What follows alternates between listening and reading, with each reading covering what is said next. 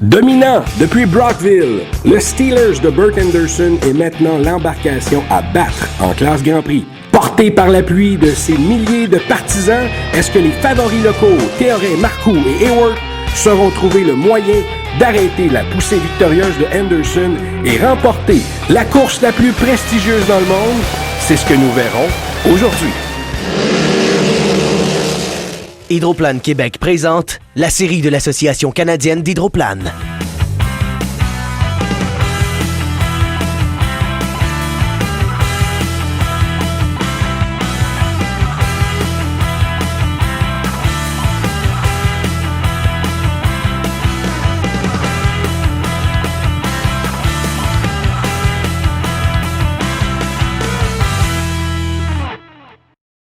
Bonjour et bienvenue à cette troisième émission sur les régates de Valleyfield, une histoire de tradition, de passion et d'histoire qui se perpétue depuis maintenant 74 ans, bientôt 75e. On en a parlé un peu plus tôt au courant du week-end, Ben. Jusqu'à présent, vraiment beaucoup de compétitions, une belle fin de semaine au niveau des conditions également météorologiques qui favorisent la tenue des courses. Comment ça se déroule jusqu'à présent? Ça se déroule très bien. On a eu des petits vents le matin, mais on était très chanceux. Ma nature était avec nous autres. On a couché les vents pour pouvoir avoir des belles qualifications vendredi et avoir des belles finales. Les vitesses étaient importantes. Tout le monde a mis le pied au fond. C'était des courses incroyables toute la journée aujourd'hui. Dame Nature qui est avec nous, des chaleurs incroyables, mais les spectateurs sont au rendez-vous en grand nombre à nouveau cette année. Au niveau des spectacles aussi, ça se déroule très, très bien. Mais si on regarde au niveau des courses, pour ce qui est du 2,5 litres et du Grand Prix, comment ça s'est passé et que doit-on envisager pour la suite des choses? Oui, alors en 2,5 litres, c'était Donald Leduc qui a remporté la finale du défi du vendredi avec une très belle performance. Et Bert Anderson a remporté le Grand Prix. Lui aussi avec une merveilleuse performance. Le niveau de compétition était très élevé en 2,5. C'était intéressant de voir Donald Leduc continuer sur sa lancée. Je pense que Donald il doit être très fier des résultats avec le travail qu'il a mis sur son bateau. C'était très bien. Maintenant, le plus difficile, gagner Valleyfield le dimanche. Écoute, j'imagine, tu es tout près des pilotes, tu côtoies de près les équipiers et compagnie, mais ni toi ni moi n'avons vécu la joie d'arriver sur le quai des champions. Ça doit être indescriptible.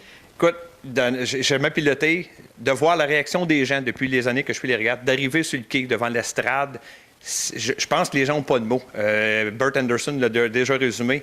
De se présenter sur le quai à Valleyfield, même si tu l'as déjà fait une fois, deux fois, quatre fois, c'est un sentiment qui vient te chercher. Tu as la foule qui est là, c'est la plus grosse foule du monde des régates. Je pense que les gens, c'est probablement une des raisons qu'on fait de la course de régate, c'est de gagner Valleyfield. C'est le but de tout le monde. Gagner un championnat, c'est bien. Mais quand tu jases avec les pilotes, ils te le disent, c'est Valleyfield qui va le gagner. Tu n'as pas gagné Valleyfield, je pense que tu n'as rien gagné. Donc, beaucoup de pression, mais beaucoup de plaisir aussi pour eux ici. Énormément de pression. C'est Valleyfield, 74e. Comme je disais, les gens s'effilent pour le 75e. Ça devrait être une très belle fin de semaine. Merci beaucoup, Ben. Avec plaisir. Bonjour, mon nom est Patrick Howard. Bienvenue au Coin Technique. Aujourd'hui, nous allons faire un tour ensemble autour du légendaire parcours des régates de Valleyfield où j'ai eu le privilège de remporter à 9 reprises. Ici, on se dirige vers la ligne de départ avec le vent dans le dos. L'objectif est d'atteindre une vitesse maximale le plus rapidement possible qui est de plus de 235 km/h.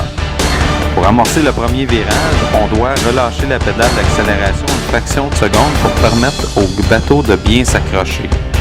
À la sortie du virage, on accélère de nouveau, mais cette fois-ci contre le vent. Nous devons donc utiliser nos ailerons stabilisateurs pour s'assurer que l'hydroplane reste toujours parallèle à l'eau. Pour bien négocier le deuxième virage à Valleyfield considéré comme très petit, nous devons ralentir considérablement pour bien accrocher l'embarcation et surtout garder notre couloir. C'est donc de cette manière que le parcours des régates de Valleyfield se négocie en Grand Prix. Mon nom est Patrick Howard, pilote du GP57, et il m'a fait plaisir de faire un tour du circuit des régates avec vous. Après la pause, le résumé des courses du samedi.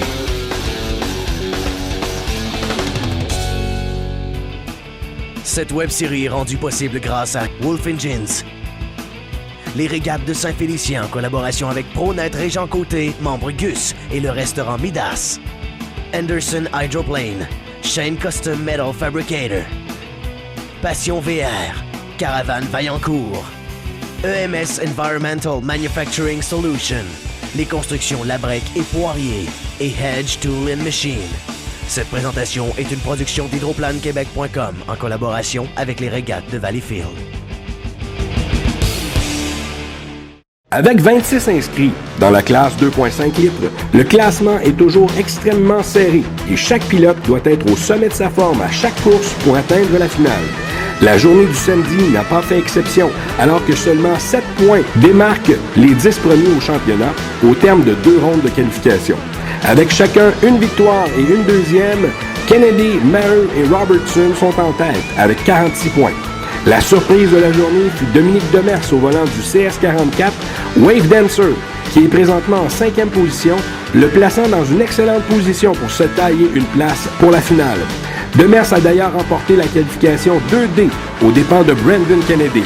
La journée du samedi a toutefois failli virer à la catastrophe lors de la qualification 1B. Dans la tumulte du virage ouest, Nicolas Rousse a terminé son virage directement sur le dessus du bateau de Steve Armstrong. Écoutons leurs commentaires.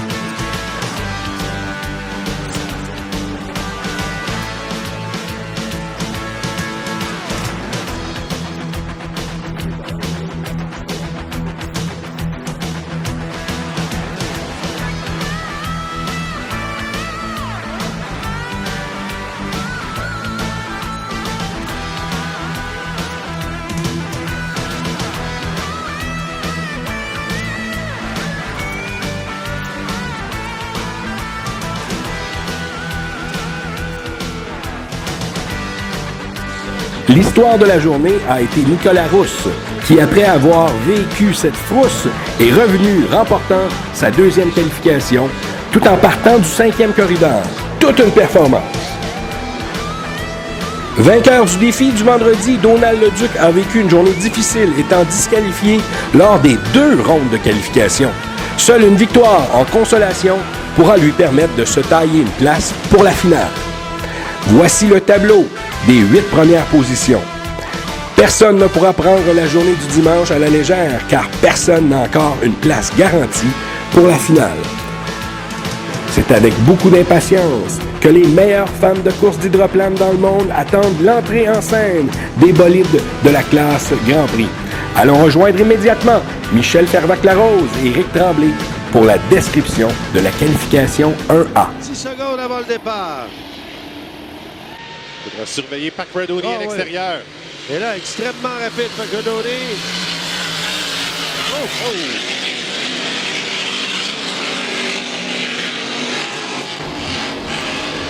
Et là, très serré à l'intérieur, ce sera Marc Théoret. Très près des brouets, Pacredoni, qui est toujours premier. Théoret qui remonte. Théoret qui est à la chasse, mais le Rolling Thunder, énormément de puissance. Regardez cette accélération. Attention au virage. On sait que ce virage est extrêmement problématique depuis le début de la matinée. Quel pilotage de Théoret! Qui remonte. Théoret qui fait toute une course. Très serré à l'intérieur. Surveillez bien au virage. Théoret. Près des bouées. Théoret très serré. Le Rolling Thunder qui est allé chercher 148,44 km/h à son premier tour. Et là, véritablement, là, c'est le pilotage de Théoret qui lui permet de résister aux attaques soutenues et à la vitesse du Rolling Thunder de Pacredoni. Très serré encore une fois à l'intérieur. Regardez le pilotage de Théoret. Très serré près des bouées. Très bien passé. Théoret qui pousse la machine. Théoret toujours. Maintenant en avance. Théoret qui a été exceptionnel dans ce virage là, pour maintenir sa position. Il a monté la cadence à 151,22 km/h pour prendre les commandes. Théoret toujours devant. Et là, qui commence à rester dans la brume. Pacredoni. Pacredoni qui semble avoir abandonné. Là, on va se contenter d'une 2e position. Et voilà Marc Théoret qui amorce un virage large, c'est très bien, qui va aller prendre le drapeau à damier. Excellente victoire de Marc Théoret. On l'a vu dans le virage ouest, là, vraiment aller être beaucoup plus stable que le Rolling Thunder et ça lui a permis d'aller décrocher la victoire. 148 km/h à son dernier tour, légèrement inférieur. Et Pacradoni, lui, n'a eu qu'à concéder la victoire à Théoret et Kennedy, lui, n'a jamais été dans le coup. Suite à une journée parfaite, lors du vendredi, Bert Anderson est durement revenu à la réalité quand il a vu son Steelers rendre l'âme alors qu'il menait son épreuve de qualification. Il devrait donc se reprendre en après-midi avec une victoire pour au moins se donner une chance de se placer sur la première ligne en finale. Anderson a répondu avec panache alors qu'il a facilement remporté sa deuxième qualification devant Brandon Kennedy. Pour Marc Théoret, favori local, la journée du samedi a été beaucoup plus fructueuse car suite à sa première position, Théoret y est allé d'une deuxième position pour une récolte de 46 points, le plaçant en deuxième position devant Ken Brody Jr. qui est allé d'une journée parfaite avec 2 victoires.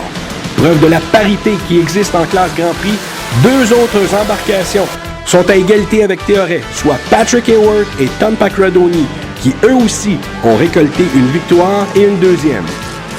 Quant à Ghislain Marcoux, l'autre favori local, une panne d'essence dans le dernier virage alors qu'il menait et des problèmes mécaniques le placent en 11e position. Ce sera très difficile pour Marcoux de se tailler une place pour la finale. Donc, après 2 rondes de qualification, Brody mène devant Théoret, Hayward, Pacradoni, Shannon, Kennedy, Wolf et Sauvy. Comme tout peut arriver en classe Grand Prix, la journée du dimanche s'annonce passionnante. Anderson et Marcoux auront le couteau entre les dents pour se tailler une place dans la plus prestigieuse finale des régates de Valleyfield.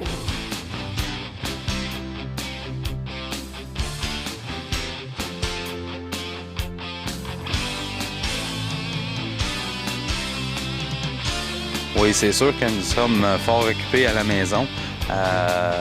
Premièrement, je suis marié à Judith Sauvé et c'est une famille reconstituée d'un terme d'aujourd'hui.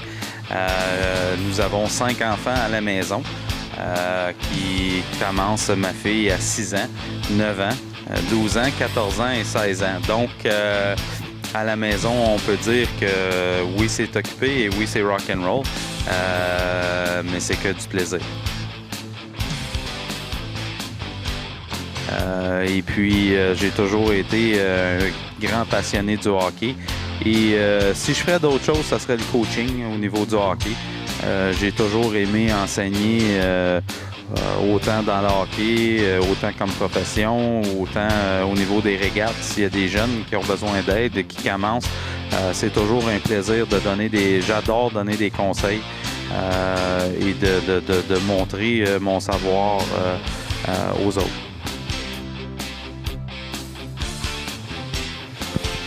Oh my God! Si Judith serait ici pour me décrire, c'est sûr qu'elle dirait que je suis jamais à l'heure et que je traîne les choses à la dernière minute. Et oui, je l'avoue, c'est à peu près ça qu'elle décrirait, mais je suis sûr qu'elle décrirait que je suis un bon gars pareil.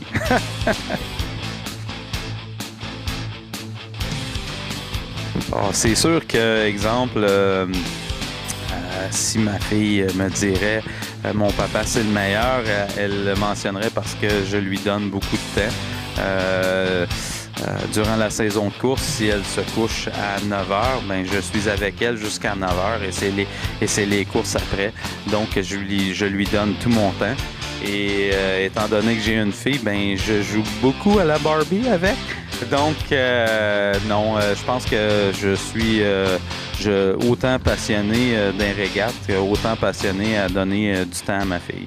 Après la pause, on répond à la question: est-ce que Anderson se faufilera pour la finale? Cette web-série est rendue possible grâce à Wolf Engines. Les régates de Saint-Félicien en collaboration avec ProNet Régent Côté, membre Gus et le restaurant Midas. Anderson Hydroplane, Shane Custom Metal Fabricator. Passion VR, Caravane Vaillancourt. EMS Environmental Manufacturing Solution.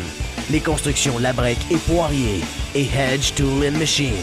Cette présentation est une production d'hydroplanequebec.com en collaboration avec les régates de Valleyfield. Avec un classement aussi serré, la pression est étouffante sur tous les pilotes de la classe 2.5 litres. L'attrait des couloirs intérieurs en vue de la finale les pousse à l'excellence, même s'il y a un risque d'erreur qui pourrait les écarter de cette même finale. Dans le groupe 3A, Sylvain Maheu a assuré sa participation à la finale en remportant l'épreuve devant Gene DeFalco et Jean-Sébastien Boyer. Amère déception pour Demers, un bris mécanique met un terme à un brillant week-end. Duel de titans dans le groupe 3B, alors que Stevenson, Rousse et Kennedy sont au départ. Kennedy a rapidement pris les devants, mais dès le deuxième tour, Stevenson s'est pointé aux côtés de Kennedy pour lui ravir la première position. Un peu plus tard, ce fut au tour de Rousse de prendre une position au S25. Résultat final, Stevenson, suivi de Rousse et Kennedy. Vague de qualification très relevée lors du groupe 3C. Retrouvons Robertson, qui est très bien placé pour se classer pour la finale, et les deux autres favoris en Poirier et Henderson, dont la présence est très loin d'être assurée. Pendant près de 2 tours, Poirier et Henderson se sont livrés une bagarre de tous les instants, avant que Poirier ne réussisse à s'éloigner un peu et ainsi confirmer sa victoire. Avec une deuxième, Henderson a ainsi confirmé sa place en finale. Il fut suivi de Jesse Robertson dans Bad Influence. Beaucoup d'enjeux dans le groupe D. Mathieu Lemelin vise le deuxième corridor en finale et tous les autres veulent améliorer leur couloir de départ lors des finales consolation. Bon départ pour tous les compétiteurs. À la sortie du premier virage, Lemelin, Maisonneuve et Leduc sont ponton à ponton. Catastrophe évitée dans le deuxième virage quand Maisonneuve fait un crochet et il est évité de justesse par Yann Lecomte. C'est finalement Donald Leduc qui l'emporte devant Lemelin et Lecomte. Les 8 finalistes en ordre de couloir sont donc Maheu, Stevenson, Kennedy, Robertson, Lemelin, Henderson et finalement Leduc et Poirier qui ont tous les deux remporté leur finale consolation respective. En Grand Prix, dès le groupe 3A, les amateurs rivés sur les berges de la baie Saint-François étaient fixés sur le sort de Bert Henderson. Bien qu'Henderson n'a pas déçu ses partisans en signant une victoire relativement facile, s'assurant du même coup d'une place en finale. Double coup de théâtre, Ken Brody, qui menait au classement, est disqualifié et Tom Packredoni s'arrête après la course, victime d'un bris mécanique majeur qui le force à déclarer forfait pour le reste de la journée. Pour la première fois de la saison, les deux grands amis Marcoux et Théoret se retrouvent face à face en compétition. Lors du premier tour, les amateurs sont restés debout sur leur siège, voyant les deux favoris locaux se battre pour la tête. Le ciel tombe sur la tête de Théoret alors que la mécanique le lâche, ce qui a laissé le chemin libre à Marcoux pour remporter la victoire. Cet abandon forcera Théoret à partir sur la deuxième ligne de départ en finale. Dans la dernière qualification, Patrick Hayward voulait absolument l'emporter pour ainsi obtenir le couloir intérieur en finale. Après avoir vu Éric Langevin sauter le départ, Hayward a dû travailler fort pour remonter et remporter la victoire devant Wolf, qui a eu de la difficulté à négocier le virage numéro 2. Sauvy, dans Bad Influence, a pris le 3e rang. Donc, après avoir enlevé ceux qui ont déclaré forfait et remplacé ceux qui sont encore sous restriction, voici la liste des finalistes par ordre de couloir. C'est donc Hayward, Wolf, Shannon, Henderson, Brody et sur la deuxième ligne, Théoret, Marcoux et Sauvy. Cette finale s'annonce palpitante. Allons rejoindre Michel et Éric pour la description des finales. Bon, voilà, 24 secondes maintenant avant le départ de cette finale 2,5 litres.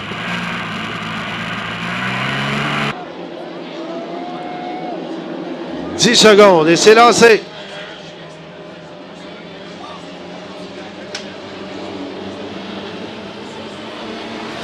Oh, oui, on a volé le départ plusieurs, là. Je crois que Robertson et Kennedy ont volé le départ. Il faudrait également surveiller Maheu.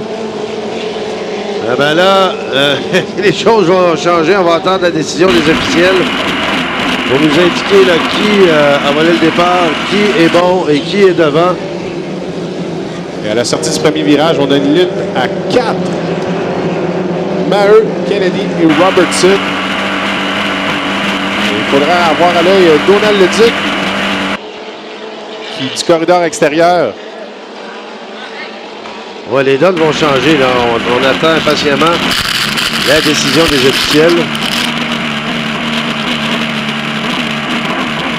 Quoi qu'il en soit, c'est le Top Gun là, qui... Bon premier. Oui. Et avec Robertson.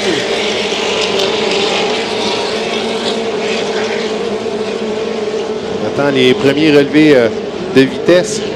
On va voir si le vent est un facteur. 111 km/h, ça ne semble pas être un facteur jusqu'à présent pour Sylvain Maheu.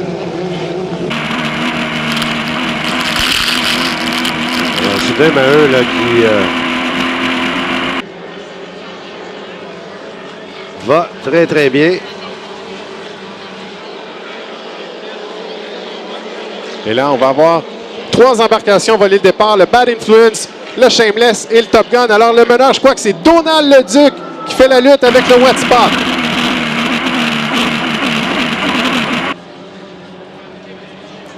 Ça, c'est franchement très dommage. Alors, les 2 embarcations qu'on voit passer devant la tour ne sont pas dans le coup. Et Donald Leduc qui mène la danse devant le Wet Spot.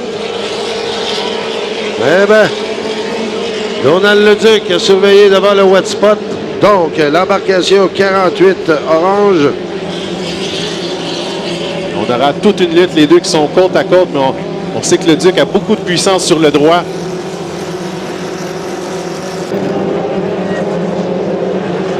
C'est étonnant d'avoir autant de jeux. C'est dommage pour Maheu, là. Il avait un bon week-end jusqu'à présent. Et ouais. mine de rien, Mathieu Lemelin, 3e lors de cette finale jusqu'à présent. Fait une bonne course. Oui. L'embarcation jaune, la dominance jaune. On nous voit légèrement.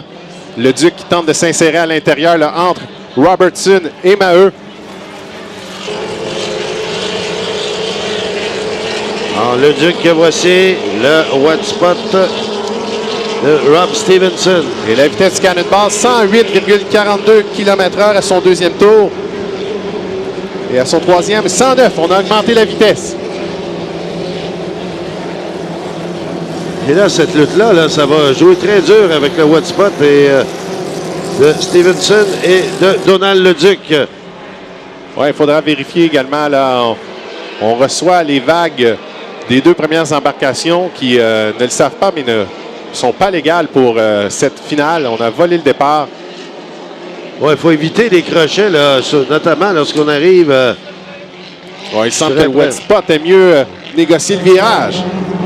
Oh là, et Leduc tout de même reprend les devants avec une bonne et excellente vitesse. Là. Un tour à faire pour le Cannonball et le Wet Spot. La lutte, regardez, se fera entre Leduc et Stevenson. Surveillez la 2e ligne, si vous voulez. À l'intérieur, le Wet Spot très, très serré. Donc, Stevenson, Leduc, toujours bon premier. Oubliez les 2 premières embarcations qui ont été disqualifiées en volant le départ. Cannonball qui semble se distancier devra faire attention dans le virage ouest. Stevenson qui l'a négocié de meilleure façon là, au tour précédent. Et attention, regardez la bagarre qui va se dessiner dans la 2e ligne.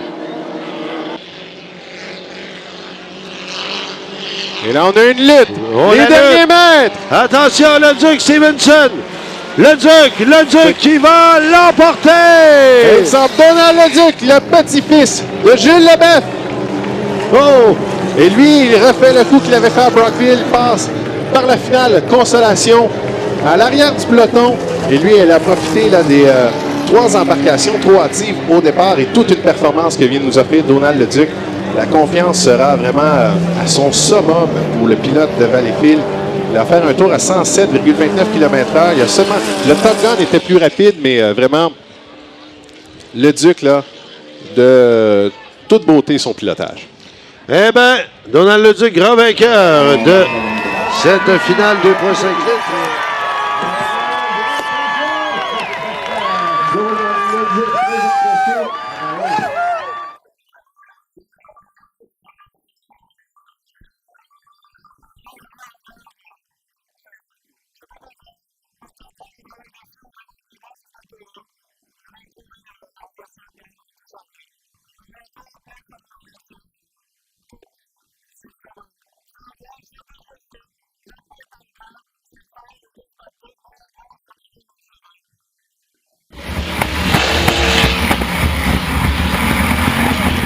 Marc Théoret, lui, qui se met loin pour rentrer plein gaz là au départ, mais on est à 9 secondes. Devra Et attention là, pour ne pas voler le départ.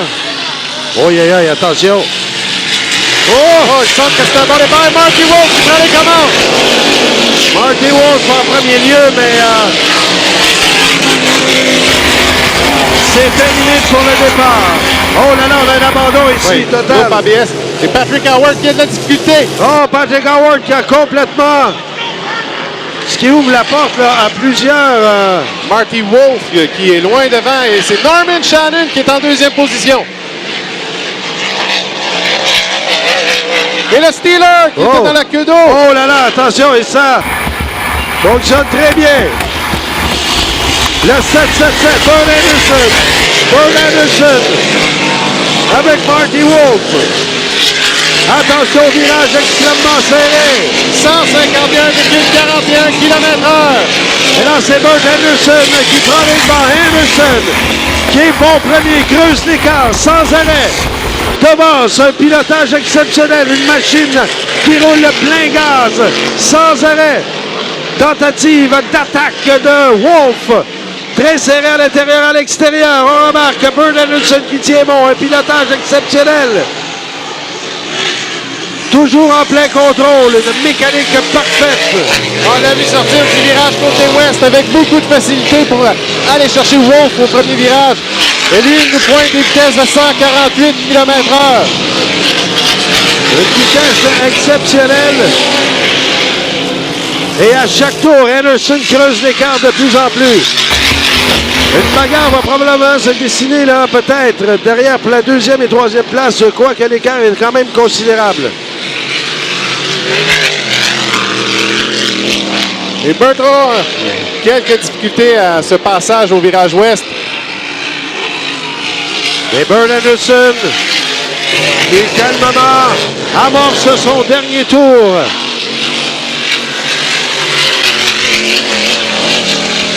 Une machine rodée au quart de tour. Et le Steeler qui arrive dans l'avant-dernier droit. Beaucoup de vitesse. Il semble que Wolf ait distancé Shannon pour la deuxième place. Et attention, Bourne Anderson. Et voilà le drapeau à damier. Bourne Anderson. Ouais, avec des vitesses qui sont inférieures à ce qu'on a connu plus tôt ce week-end. Marty Wolf et Norman Shannon, belle performance pour le pilote qui en est à une 25e année en piste, une troisième place. Marc Théoret, 4e, Kenneth Brody, 5e. Et c'est Joe Sauvy et Patrick Howard. Bien dommage, lui, son crochet là, au premier tour, virage est de son corridor intérieur. Lui semblait bien à l'aise. Il voulait avoir un corridor intérieur, l'avait mentionné à Carl Collin plus tôt. Et c'est bien dommage de voir que ça se termine ainsi. Burt Anderson, champion ici l'an dernier en classe 2.5 litres, avait terminé deuxième position en Grand Prix. Et là, vient chercher une victoire.